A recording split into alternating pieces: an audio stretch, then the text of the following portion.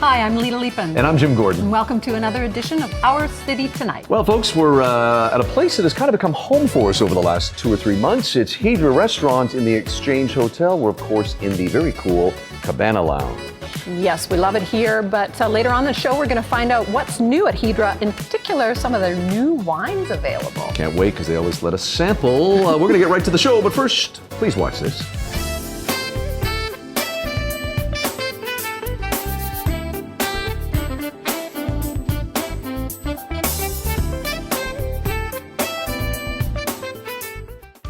Well, behind us is the ever-changing, ever-growing Shipyards District here in Lonsdale Quay in North Vancouver.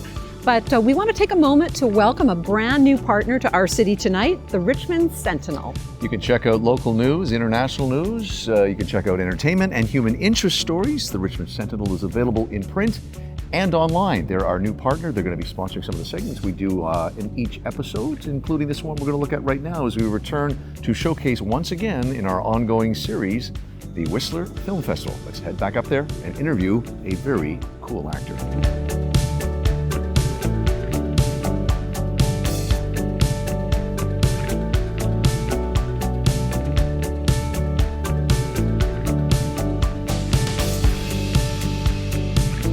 Well, we're continuing our journey through the Whistler Film Festival, joined now by a very familiar face to people here in Canada, of course, everywhere else. Great to have actor Eric McCormack here. Thank you for joining us, sir. Hey, everybody. Eric, lots to cover, long, successful career. Let's take a minute to go back to the beginning. From Ryerson, you went to the Stratford Shakespeare Festival. Tell us what it was like as a young actor to experience that.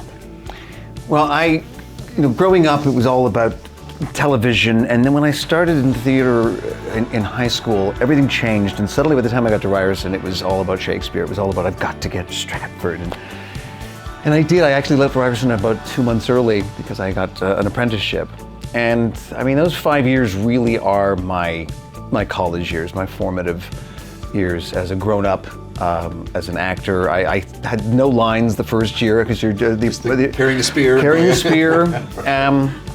And being under people like Douglas Campbell and young Colin Feore and Shauna McKenna, and yet the first day of rehearsal was not for King Lear or Twelfth Night, which I would do a few weeks later. It was for a production of Measure for Measure that was directed by a very controversial director out of England named Michael Bogdanov. And he decided he was setting the whole thing in modern day, and that the scenes that take place in the brothel would in fact be like a punk club, and everyone was going to be transvestites and hookers. This is Stratford, and you can look this picture up.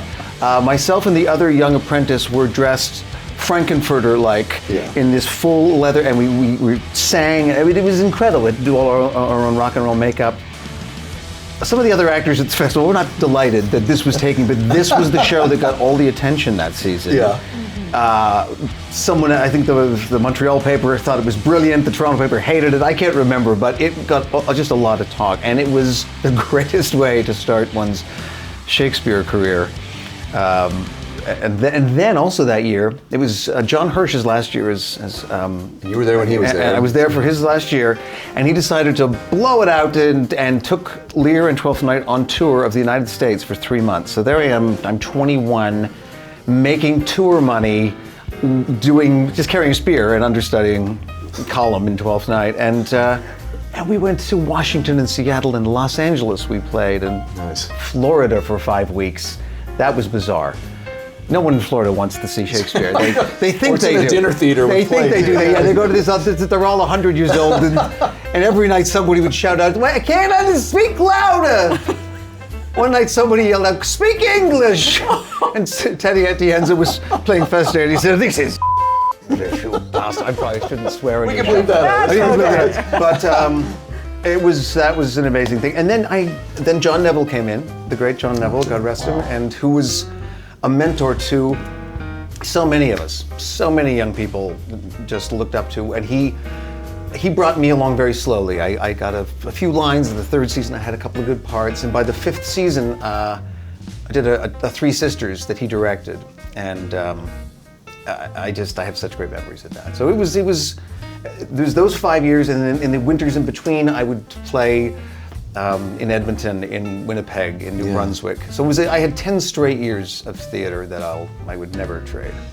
And as someone who grew up in Toronto, how revered Ryerson was, I'm sure there were people going, "You're leaving that school early?" I mean, it worked out. It worked out. I mean, that's, and everybody in my class auditioned for Hirsch in December of, well, I guess it would have been '84, with the same hopes. They might have lost more, but.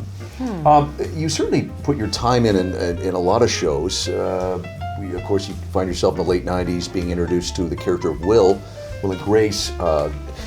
What did you see in this character? I mean, likable goes without saying, but give us your thoughts on your first impressions of Will when you sat down and were hired to do this show, which went on to become a landmark show for sure. Thank you. Well, I mean, the setup for it is that sort of time in between leaving Toronto, getting to Vancouver, and Vancouver in '92.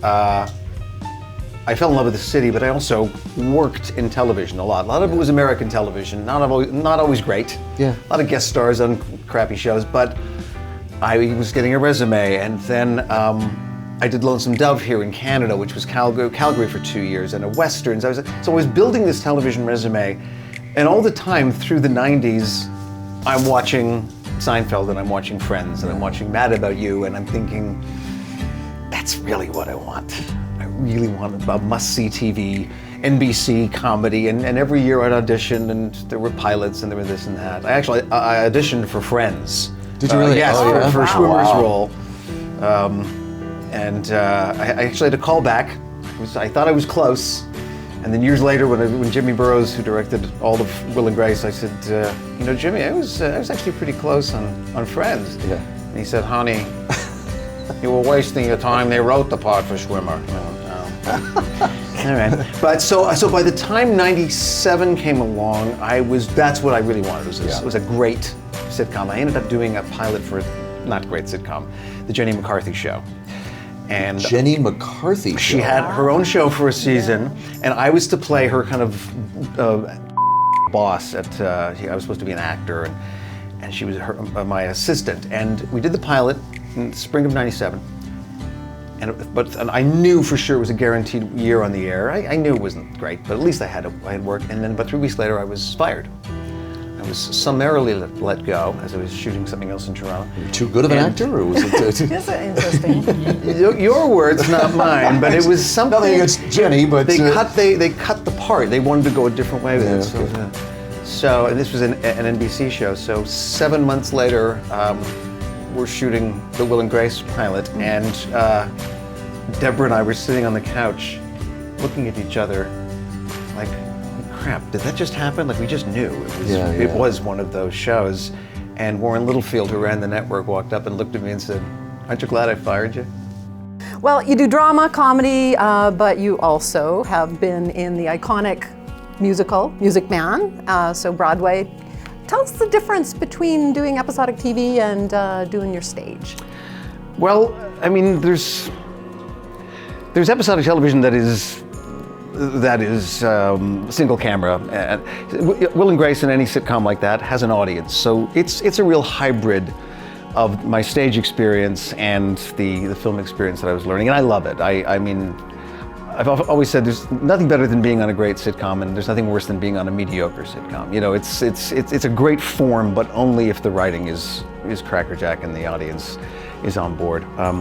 But I'd put the theater away for a little while, and this is 20 years ago this year, and it was, I guess, at the end of my third season of Will and Grace, I think, and I got an offer to take over the role of the Cat in the Hat in Seussical the Musical, which was playing. And the idea that I could just get an offer to be on Broadway, even for a brief period of time in my hiatus.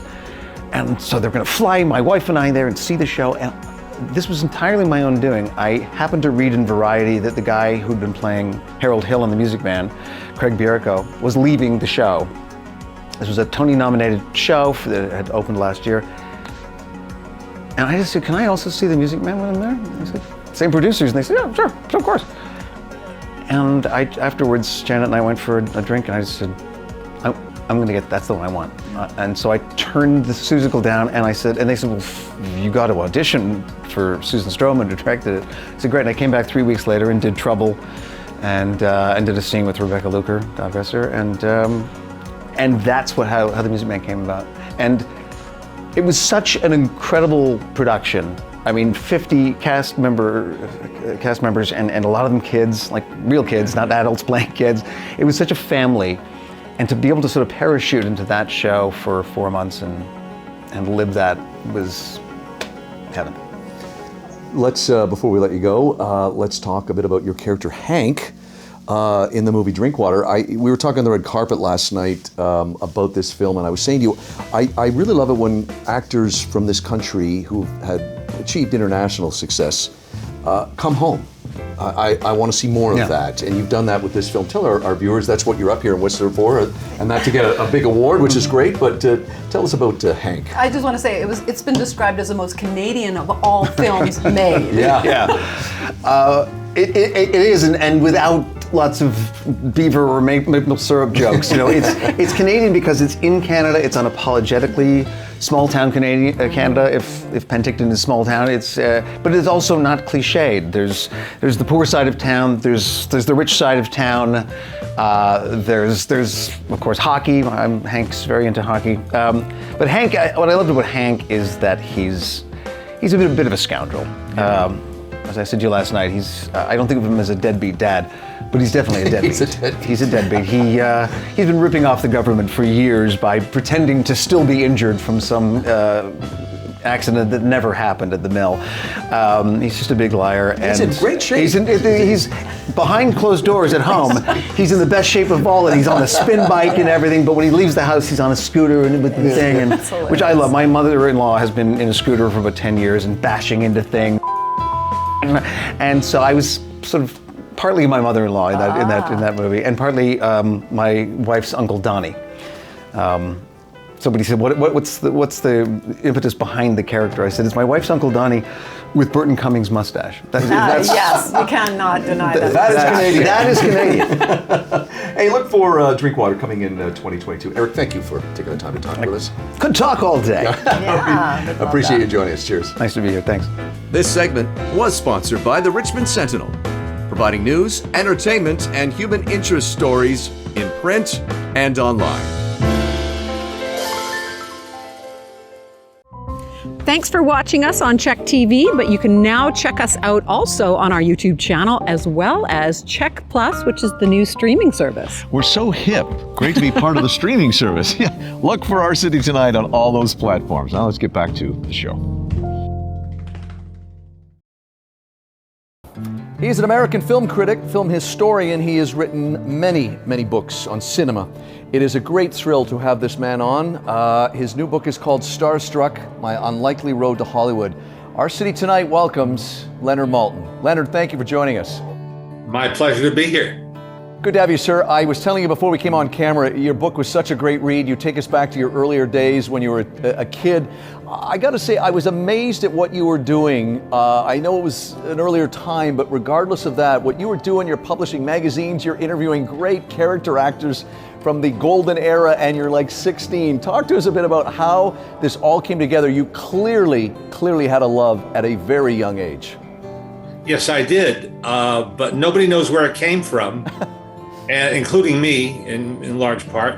And it wasn't my parents. My parents were very encouraging. I wouldn't have done what I did without their backing and support, but it was something inside me. And other people thought I was remarkable. Oh, this kid is publishing his own magazine and going off on interview jaunts to Hollywood. It just seemed like the thing to do. To me, the obvious thing to do. And Leonard, it's amazing too, because I'm old school myself. You also talk a lot about great actors you talk to from another era where they weren't gatekeeped, for lack of a better word, by thousands of PR people. Like you're writing letters, this is before email and everything, where you're actually getting some responses from some pretty spectacular people out there. That must have been really heartwarming as a youngster who was in love with film and wanted to make that his life. it meant the world to me. I wrote to Dick Van Dyke on a piece of sort of a half sheet piece of stationery that I bought from a mail order company for like $5.95. And he wrote back in the most beautiful penmanship on the bottom of my letter. I typed my single-spaced letter and left him enough room for him to write a response. And that's one of the pieces that I cherish, because it shows how I was putting myself out there. Like, even though I'm only 12 years old, I love Laurel and Hardy as you do, that kind of thing. And he was kind enough to write back. I've now decided, having had enough experience to judge this, that anyone who would take the time to write back to a 12-year-old kid has got to be okay. He's got to be a pretty good person. Yeah, agreed. And one of the other things that I learned from you, and it was great to see it in the book too, is something that you just have to do if you're in what we do, is that the interviewees really pick up, and I hope you are here, the enthusiasm you have for what they do. You can certainly fake it, but as I said, I've been a fan of yours for decades. You're part of why I became a film and TV critic. So hearing you say that, because you have talked to some spectacular people, Katharine Hepburn, Jimmy Stewart, but you went in there knowing a lot, and I'm sure it was another one of those things where you didn't need notes to talk to these two people. Well, for the most part, no, because I've been following them my whole life. And I was once at a press junket for Oliver Stone's movie Nixon, waiting to talk to Anthony Hopkins. And the woman who preceded me, who was a co-hostess of a very popular entertainment program at the time, got nailed. He could tell she hadn't seen the movie. Leonard, of course, you mentioned E.T. That was one of your homes for over almost 30 years. You say to somebody today that maybe wasn't around then or not old enough, but I do remember what a landmark, pioneering show that was back in the early 80s. Now every station has it, but you were there at the very beginning, and I do remember that, just people going, no one's going to want to watch entertainment half hour every night. You were there at the beginning. You fill a half hour every night with just entertainment news. And the show took time to get its footing, and I came in toward the end of the first season when they'd already been through 3 producers. And the man who hired me was a veteran newspaper man named Jim Bellows, something of a legend in the newspaper world. And I think I appealed to him because I had a journalism background as he did. And it was such a heady feeling knowing that I was talking to a huge audience. At any given night, we had between 8 and 11 million viewers. And there was nothing else on the air remotely like it. There was no E! Network. The shows Access Hollywood and Extra were to come later and were launched by former producers of E.T. So they were kind of clones of our show. And at that time, it was before it was all Kardashian all the time. So I got to do wonderful, wonderful things. I got to book my own stories and edit my own stories. It was just a wonderful experience. Leonard, I have to ask you, because every year for a lot of years growing up, I was getting your movie guide books. Do you have a favorite film? Oh yeah, if you ask me my number one favorite, that's easy. Ask me to do 5 or 10, I get stymied because there are just too many. I can't cram them all into one short list. But my all-time favorite film is and has been for decades, Casablanca. Yeah, I like to cite that as Hollywood movie. It's for a movie that was chaotic all through its making. It is a near perfect film. Yes. Yeah. And it is taught. The screenplay is taught. I know in many classes as the perfect screenplay. Yeah. But that too is a matter of serendipity. They kept adding other writers to, beef up or shore up this particular scene or that sequence, and it was a movie that came about not by following a diagram, but because of a great producer, Hal Wallace, bringing talented people from all corners to make it the best it could be. I'm glad you have a favorite movie, sir. I struggle. I have a couple of top 2 or 3, but I'm so glad you could definitively pick one that I would put in my top 2. Leonard Maltin, the new book. Look at it right there, folks. Starstruck, My Unlikely Road to Hollywood. It is a great read. A guy who knew what he wanted to do, barely out of diapers. It's Leonard Maltin. Thank you for joining us, sir. This has been a great thrill for me. As I said, part of why I do what I do is because of what you have done for a lot of years. So it's been a great thrill having you on our show. That means a lot to me. Thank you so much. Thank you, sir. It's Leonard Maltin. Look for his book. It is available now.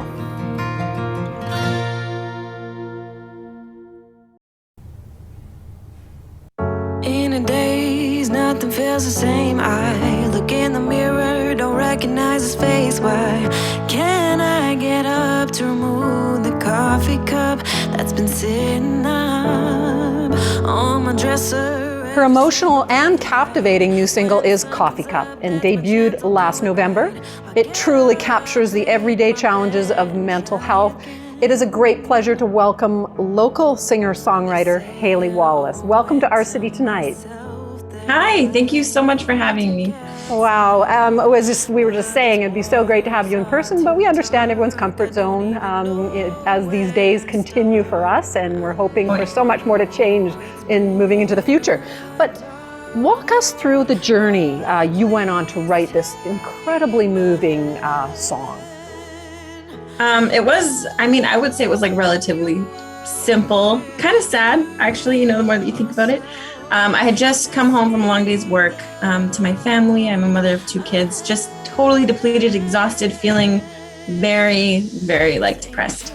I lied down in my room and looked at my laptop and decided that instead of just lying there and doing nothing, I would write as an outlet to make myself feel better, to give myself some strength. I literally use music as therapy. So I wrote the song in a span of 2 hours, and I laid it all out there. And then when I sent it in to be, mixed, produced, we didn't change anything. We didn't change a melody. We didn't change a lyric. We kept it all very, very organic. And it was released November 25th. And to see the way that it's been received with everyone is really incredible. And I couldn't be more grateful to see how many people feel very connected to it. Well, you certainly hit a nerve, and something I guess everybody needed, and that's why it's skyrocketed, of course. You grew up in the heart of the Great Bear Rainforest in a nation that I can't pronounce, so I'll have you pronounce that. Yeah. How did this influence your songwriting? Culturally speaking, we use music and storytelling every single day. This is how we connect with one another. And especially for the Indigenous communities, being able to tell stories through music is really ingrained in who we are. But then the more I think about it, it's literally a very humanizing experience. It makes people feel connected, empowering, makes them feel less alone. And growing up with our songs, our dances, our music, and also just feeling the support of my community. My community is really small. It has about 300 people living on reserve, and we're very close, very tight-knit. So that has given me so much confidence and a lot of support. Wonderful. Now, we are looking forward to a full EP coming out in March, which you said, you're keeping a tour kind of on hold, I guess, until we're allowed to do such a thing. Your beautiful, soulful anthem, I guess you call it pop, soulful pop. Is the album going to have more of the same, or are you going to mix it up a little bit? Definitely going to mix it up.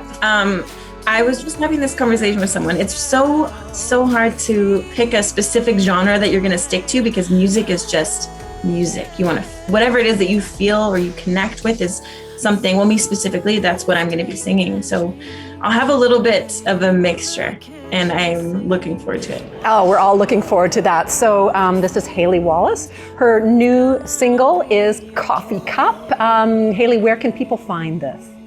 Oh, it's streaming on all music platforms. So Amazon, iTunes, Spotify, SoundCloud, and my music videos on YouTube. And you can check out my website at HaleyWallaceMusic.com. That'll send you to all the links that are available. Wonderful. And we'll have all your links rolling in the credits at the end of the show. Thank you again for joining us, and good luck with everything in the future for your great songwriting and singing career. Guys, yeah, thank you. I appreciate it. To see the light ahead. Whoa.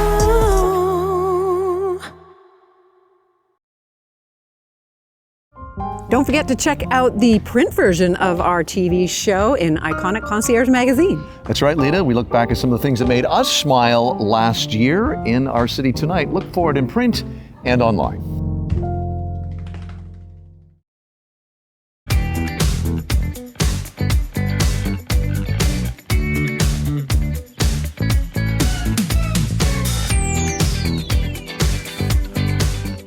Back here to wrap up the show at Hydra Restaurant. We're joined by Chris now and some great exciting news. Our all Greek lineup of wine, all $5 for happy hour and all delicious. And Greek. And Greek, yes, exclusive to us. Yes, we're very excited. We had the opportunity to try these, and we're super excited. You guys tapped into an amazing line of wines, all available at your great happy hour. Yeah, that's and delicious. We've talked before about your happy hour, and now you've just added some great wines. So thanks for joining us today. To partner up with our Buckashuck oysters and $10 appies. Yes, our happy that's her is thing. fantastic. That's her kryptonite. Anyway, Chris, thanks for joining us, and thanks to Claire and everybody here at Hydra for housing us again today and over the last 3-4 months with our show. I'm Jim Gordon. And I'm Lita Leapin. We'll see you on the next edition of Our City Tonight. Can we drink now? We can. Cheers. Cheers. Cheers. Outdoor wear for Jim and Lita provided by Helly Hansen, alive since 1877.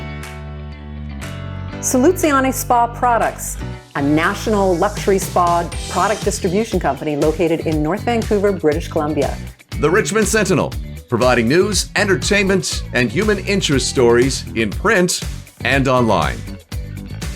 While in Whistler, Our City Tonight stayed at the Blackcomb Lodge, serving guests in the heart of the village since 1980.